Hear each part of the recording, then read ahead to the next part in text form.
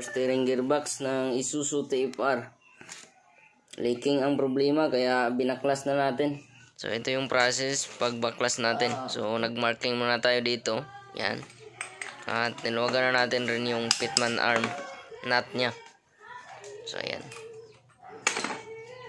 So tanggalin muna natin yung nut, tapos tanggalin yung washer at ibalik yung nut. Dahil pukpukin natin to ng hammer para matanggal yung pitman arm.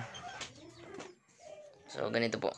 Pero i-position natin yung pitman arm na magandang pukpukin. Yeah. Hanap tayo ng plier para ikutin yung sa ating pinion side or yung sa worm. Yan. So ikutin para ma-position natin ng tama. So ayan. Pwede na yan. So hanap tayo ng mabibigat na hammer para bibitaw na to. Ayan. Ganyan yung posisyon pag pukpok. Huwag tamaan yung steering gearbox ha. Yan, bumitaw na po. So tanggalin natin yung pitman arm nya.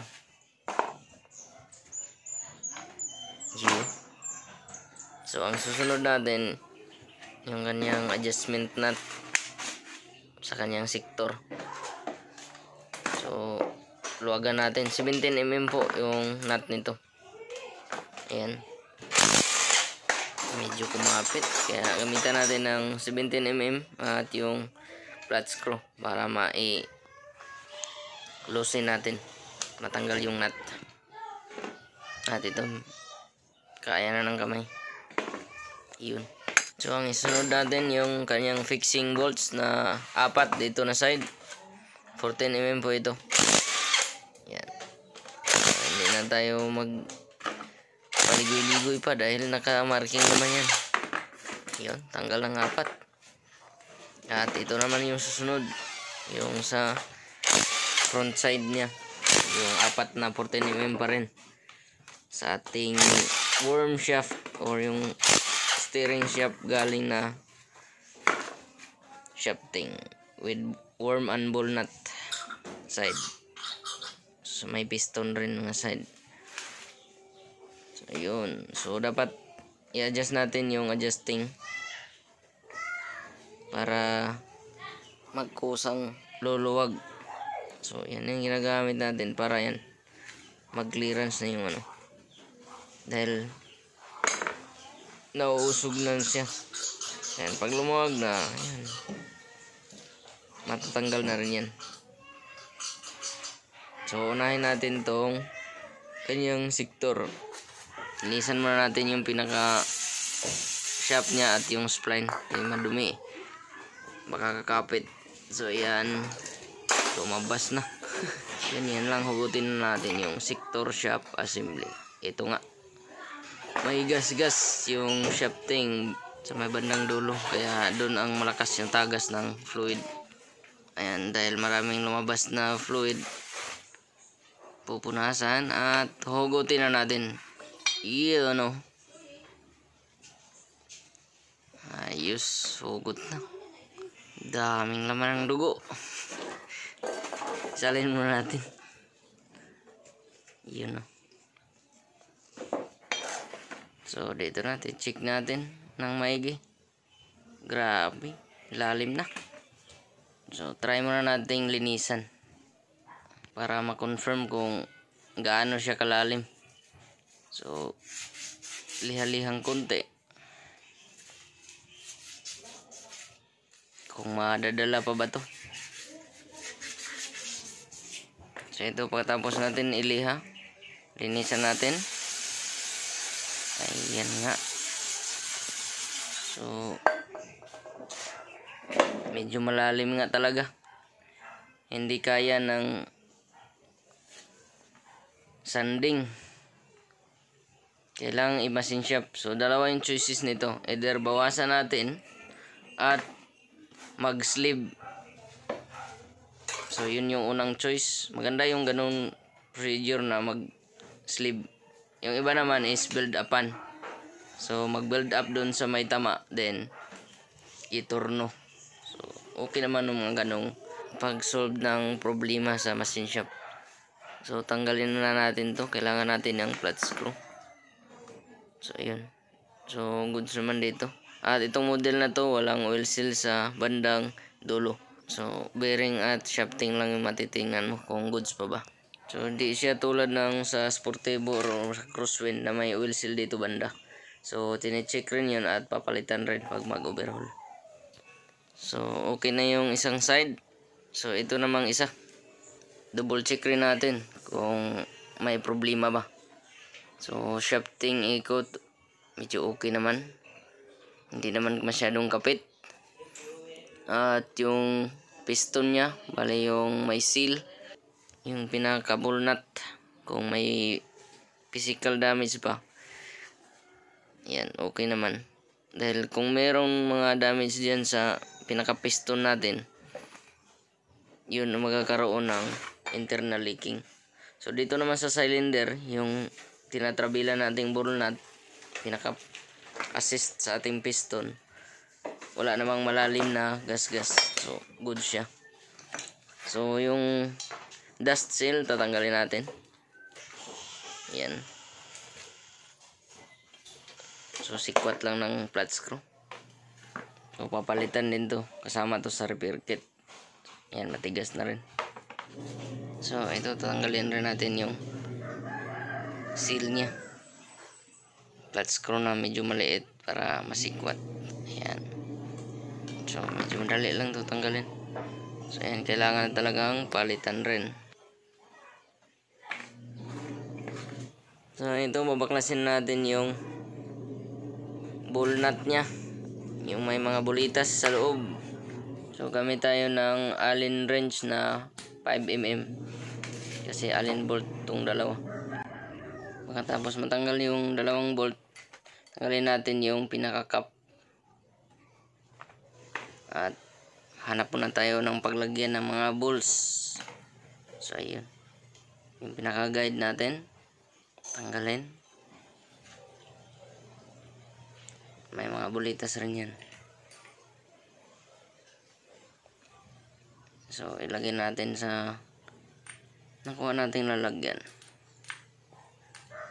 Ayun, lumabas na yung kaunti lang.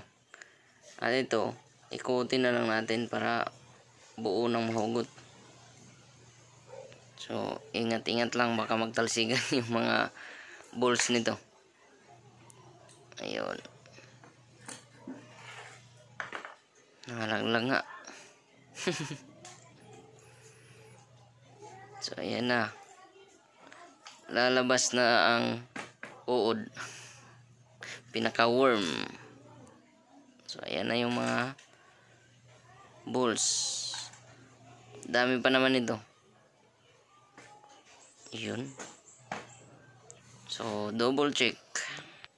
Nako, may gas-gas yung worm shaft natin.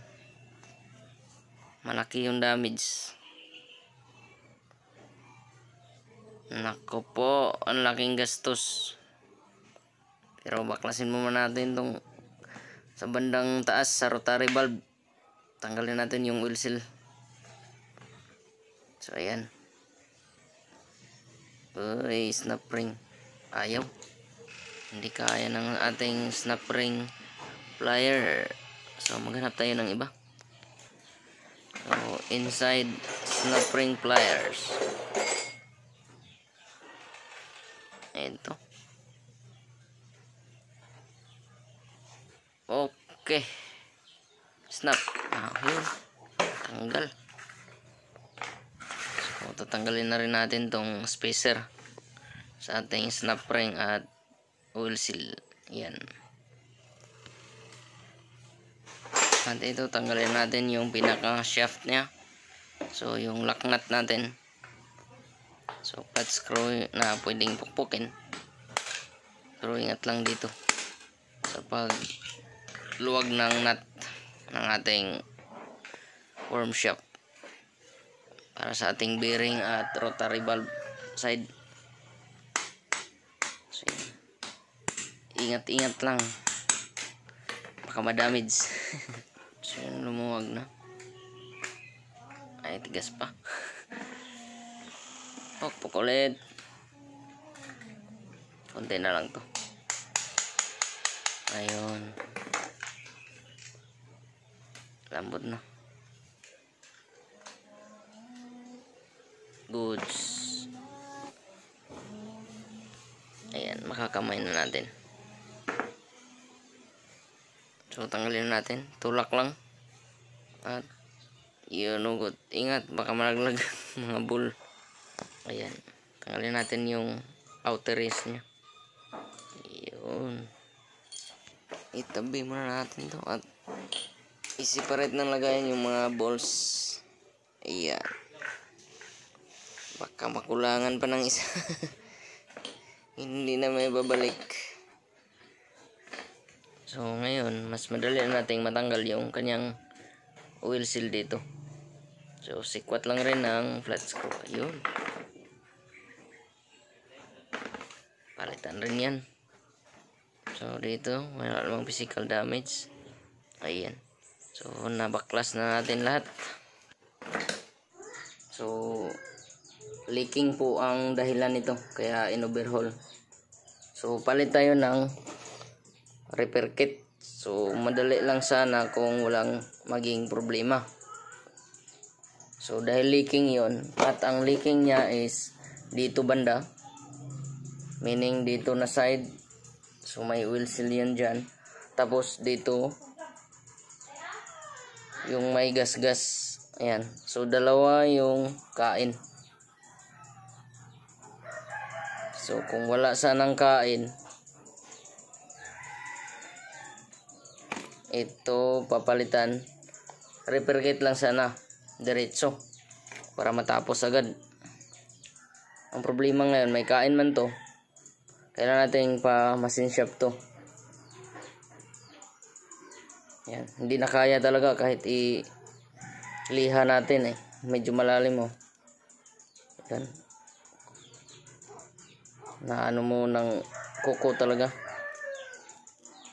Malalim. So, machine shop to. Either build up pa nila or sliban. So, yung mga experience ko nito, maganda yung sleeve type. Yung tanggalin dito banda tapos lagyan ng bagong metal na naka-sleeve dito. So, yun. Maganda yun. So, yun yung gagawin dyan. So, yung balls naman dito sa bearing sa taas, wala namang problema. So, all good. So, pero dito lang sa worm gear niya, grabe. Sa pinion. Ayan. Bulutong na eh. So, hindi na smooth yung daanan ng balls. So, yun po. Dito naman, walang problema. So, liha lang dito sana. Ito, best nito is papalitan ng worm shaft. Ito. Hindi na ito kaya eh. So, tingnan natin yung mga choices kung saan mas maganda. Sana meron makitang ganito lang para makalis yung may-ari or machine shop. At ito machine shop rin. So biruin mo 31 years o magti 32 years na rin ang serbisyo ng power steering gearbox na ito. So yun po. Ang unit niyan ay TFR.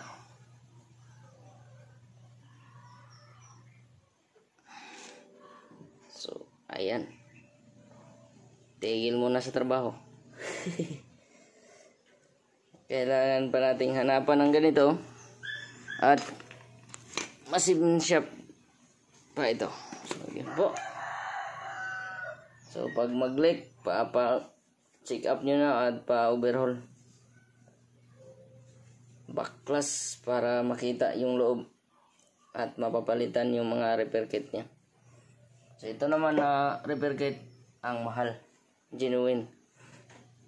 Makabili naman kayo niyan mga 1,500 to 2,000 or mas may mababa pa na 850 siguro na repair kit yung mga replacement. Pero ito ay 1,000 yan. 2,500 pataas or 3,000 plus. Genuine. So yun guys.